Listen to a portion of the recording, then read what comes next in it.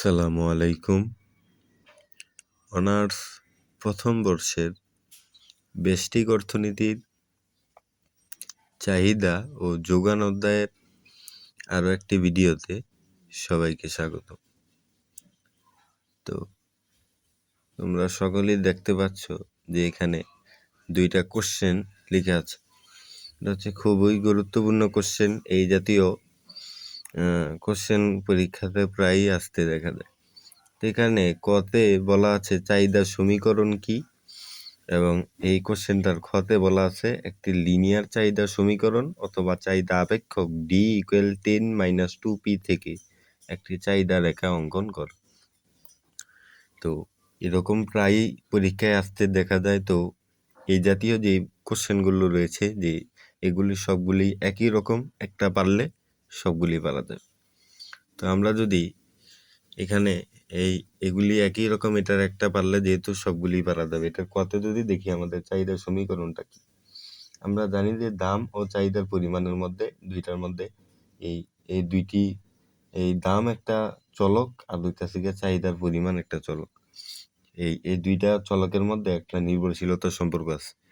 এই দাম এবং চাহিদার পরিমাণের যে নির্ভরশীলতার সম্পর্ক, এই সম্পর্ককে যে সমীকরণের মাধ্যমে প্রকাশ করা হয় তাকে বলা হয় কি? তাকে বলা হয় চাহিদা সমীকরণ। আমরা বলেছিলাম এই যে এখানে এই কিউডি F পি, এটা একটা চাহিদা সমীকরণ। এখানে কিউডি হচ্ছে চাহিদার পরিমাণ আর এখানে পি হচ্ছে দাম। এই পি একটা চলক, এইখানে যে পি আছে এই দামটা একটা চলক, এই চাহিদার পরিমাণটা একটা চলক। তো দাম আর এই চাহিদার পরিমাণের নির্ভরশীলতা সম্পর্ক, এই দামের উপর চাহিদার পরিমাণ আমরা জানি নির্ভর করে, যে দাম বাড়লে চাহিদা হচ্ছে কমে আর দাম কমলে চাহিদা বাড়ে। এই দাম এবং চাহিদা এই দুইটা চলকের মধ্যে একটা নির্ভরশীলতা সম্পর্ক আছে, একটার উপর আরেকটা নির্ভরশীল। এই জন্য বলা হয়েছে এই পণ্যের ঐতিহাসিকের যে দুইটা চলক চাহিদার ক্ষেত্রে, পণ্যের ঐতিহাসিকের দাম ও চাহিদার পরিমাণের দুটি চলকের মধ্যে নির্ভরশীলতার সম্পর্ককে যে সমীকরণের মাধ্যমে প্রকাশ করা হয় তাকে বলা চাহিদা সমীকরণ। আমরা যদি লিখতে চাই এখানে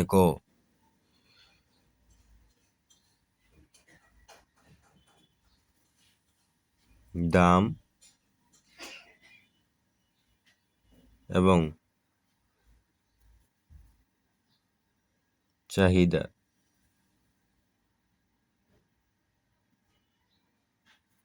পরিমাণের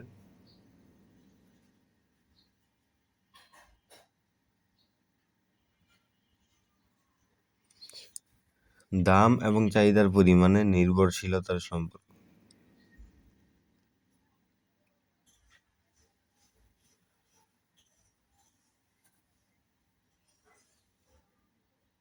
নির্ভরশীলতার সম্পর্ক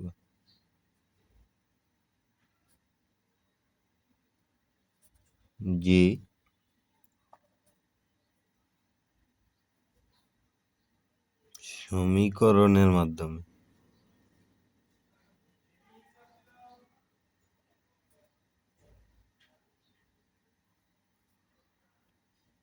সমীকরণের মাধ্যমে প্রকাশ করা হয়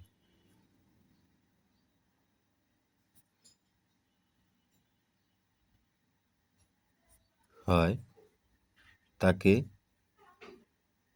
চাহিদা সমীকরণ বলে।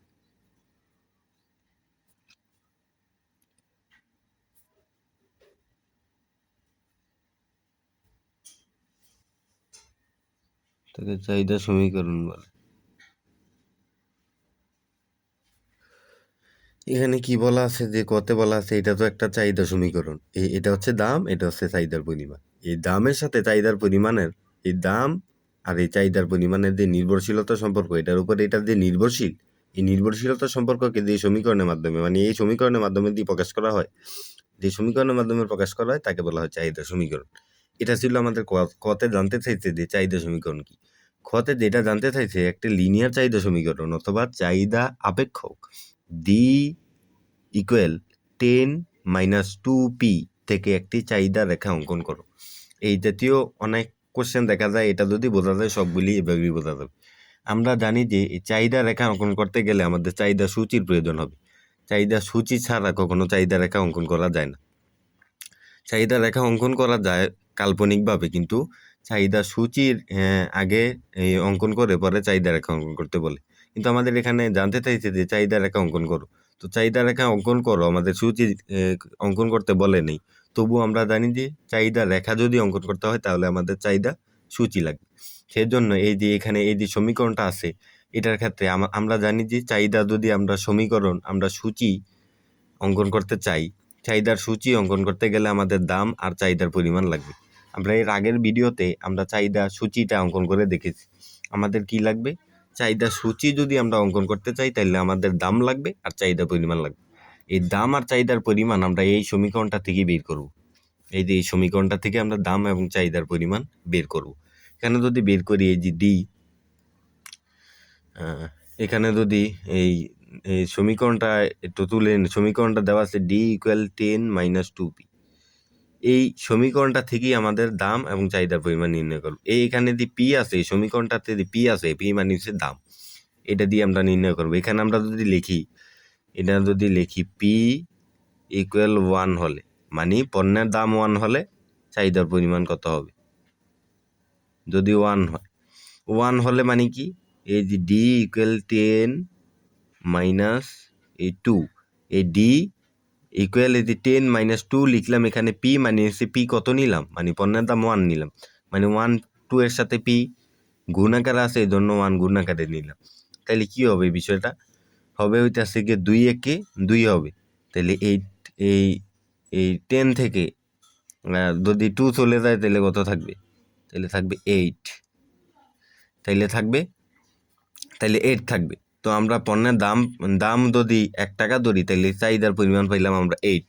আবার এখানে যদি লিখি পি ইকুয়াল 2 হলে,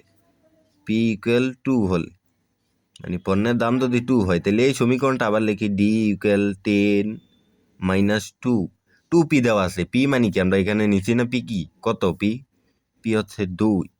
তো এখানে আবার এই 2 দুগুণে কত হয়? 4। 10 থেকে 4 গেলে কত হয়? 6। মানে চাহিদার 2 টাকা দামে চাহিদার পরিমাণ পেলাম 6 একক। আবার পি ইকুয়াল যদি 3 নেই, 3 হলে, পি ইকুয়াল যদি 3 হয় তাহলে কি হবে? D equal 10 - 2। এই পি এর বদল আমরা এখানে এখন কি নিলাম? এই পি এর বদলে 2 তো এখানেই আছে, এই সমীকরণে 2 আছে। পরে এই পি কত নিলাম? 3। 3 দুগুণে কত হয়? 6। তাহলে এই 10 থেকে 6 গেলে কত থাকে? 4। তো আমরা এই যে এখানে এই আরো পরিমাণ যদি দিই, পি ইকুয়াল 4 5 6 7 8, এইভাবে আরো অনেক অসংখ্য এই পণ্যের দাম আর হচ্ছে চাহিদার পরিমাণ বের করা যাবে।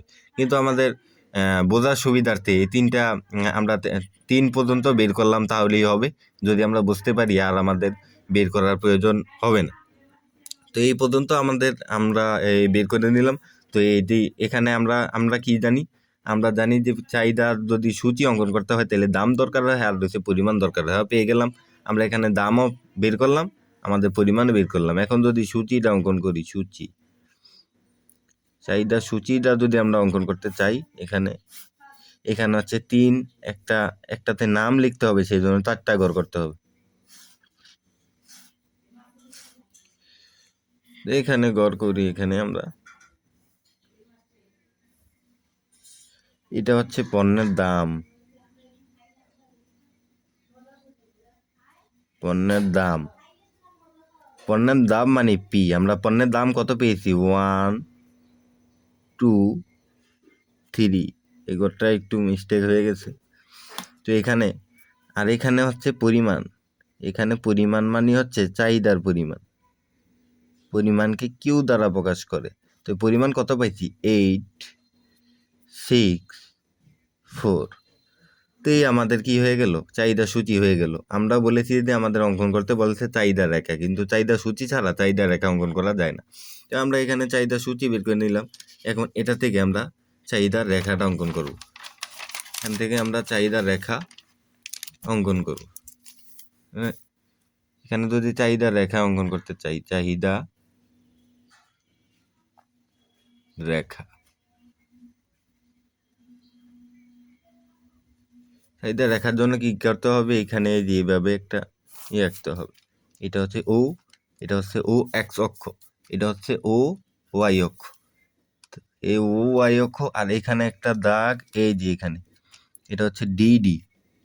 আমরা পূর্বের ভিডিওতে লিখেছিলাম এটা হচ্ছে ডিডি, মানে হচ্ছে ডিমান্ড, এটা হচ্ছে একটা চাহিদা রেখা। এই যে এই রেখাটা, এটা একটা চাহিদা রেখা,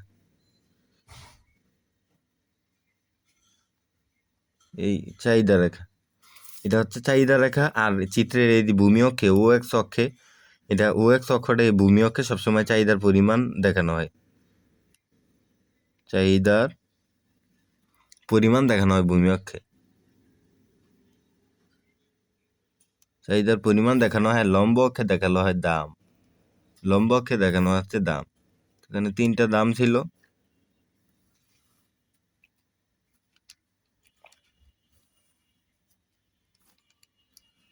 এখানে আমরা যদি নাম দিই, এটা দিই এ বিন্দু, বি এটা হচ্ছে সি।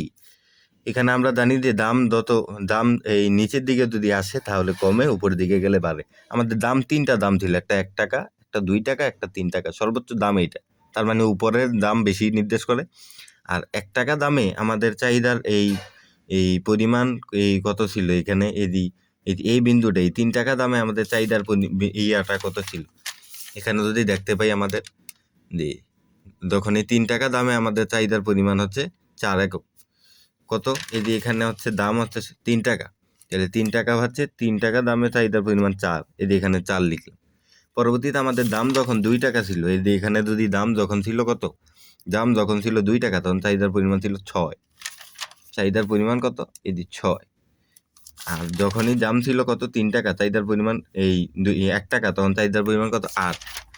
দাম যখন এই 1 টাকা, চাহিদার পরিমাণ তখন 8। তো এটা আমরা লিখে ফেললাম। তা আমরা জানি যে এই পণ্যের যখন এদিকে হইতেছে গিয়ে উপর দিকে যখন দাম বাড়া নির্দেশ করে, আর এখান থেকে চাহিদার পরিমাণের দিকে এই ডান দিকে বাড়া নির্দেশ করে। তো এটা যদি আমরা বুঝতে চাই যে আমরা কি জানি, চাহিদা সূচিটাতে কি দেখতে পেলাম, পণ্যের দাম যখন 1 টাকা, তখন চাহিদার পরিমাণ কত, এখান থেকে এই পর্যন্ত চাহিদার পরিমাণ এতটুক, মানে ডান দিকে অনেক বেশি, এই পর্যন্ত চাহিদার পরিমাণ এই যে এখান থেকে এই পর্যন্ত। কিন্তু পণ্যের দাম যখনই বেড়ে 2 টাকা হলো, তখন চাহিদার পরিমাণ এই যে এই রেখাটা, এই সি রেখাটা এই পর্যন্ত না থেকে এই পর্যন্ত হয়ে গেল, মানে কমে গেল, মানে চাহিদার পরিমাণ কমে, দাম যদি বাড়ে। আবার পণ্যের দাম যখন 2 টাকা থেকে 3 টাকা হলো, তখন চাহিদার পরিমাণ আবার এখানে এই যে বি রেখা থেকে সি রেখা থেকে এখানে এসে হলো, মানে এদিকে কমলো। উপরের দাম যত উপরের দিকে বৃদ্ধি পেতে থাকলো, চাহিদার পরিমাণ তত কমতে থাকে। আর ওই দাম যত হইতেছে গিয়া এই উপর থেকে যদি দেখি, দাম যখন 3 টাকা, তখন চাহিদার পরিমাণ কম, দাম যখন 2 টাকা, চাহিদার পরিমাণ তখন বাড়তে থাকে, আরও যখন কমে আরও বাড়ে। তো আশা করি বিষয়টা বুঝতে পারছো। এই জাতীয় যেই রেখাগুলি থাকে আর কি, এই জাতীয় সমীকরণ দেওয়া থাকে, বলে চাহিদা সূচি এবং চাহিদা রেখা অঙ্কন করতে। তো আজকে এই পর্যন্তই ছিল, দেখা হবে নেক্সট কোনো ভিডিওতে। সেই পর্যন্ত সবাই ভালো থাকো, সুস্থ থাকো। আসসালামু আলাইকুম।